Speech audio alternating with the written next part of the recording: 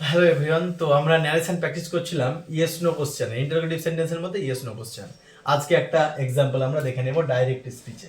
Direct স্পিচে রয়েছে I said to my brother are you going to school.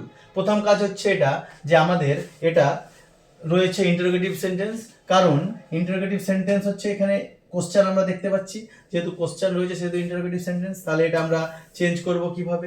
এটা আমাদের চেঞ্জ করতে গেলে আমাদেরকে দেখে নিতে হবে উত্তরটা কিভাবে আছে। I said to my brother are you going to school. আচ্ছা, তাহলে আই সেড টু, এই সেড টুর পরিবর্তে আমরা কি লিখবো?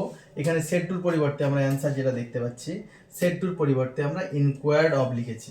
এখানে আমরা যদি মনে করি আস্কড লিখবো, অবশ্যই হবে, যে কোনো একটা লিখতে পারি, আস্কড না হয় ইনকোয়ার্ড অফ। যেহেতু ইন্টারোগেটিভ সেন্টেন্স, তাহলে প্রথম কাজ সেড টুর বদলে আস্কড লিখা। আস্কড লিখে দিলাম আমি, বা ইনকোয়ার্ড অফ লিখে দিলাম। তারপরে যেটা আছে প্রোনাউন, যেটা লিখে দিলাম আমি, দ্বিতীয় জন লিসেনার মাই ব্রাদার।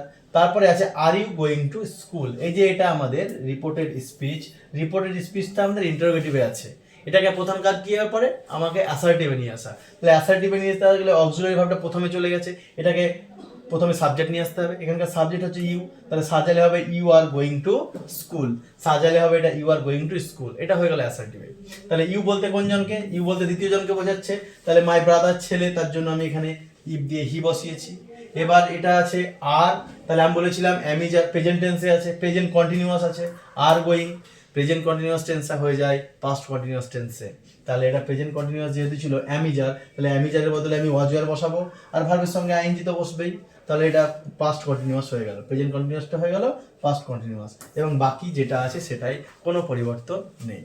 আমি এটা টেন্সের যে নিয়ম সেটা কিন্তু আগের ভিডিওতে আমার পোস্ট করা আছে, অর্থাৎ কোন টেন্স থাকলে কোন টেন্সে পরিবর্তন করতে হয়, এটা কিন্তু খুব ভাইটাল ইম্পর্টেন্ট, এটা আমাদেরকে জানতে হবে। আগের ভিডিওগুলো দেখে নেবেন, তাহলে অবশ্যই পেয়ে যাবেন এটাতে। Thank you.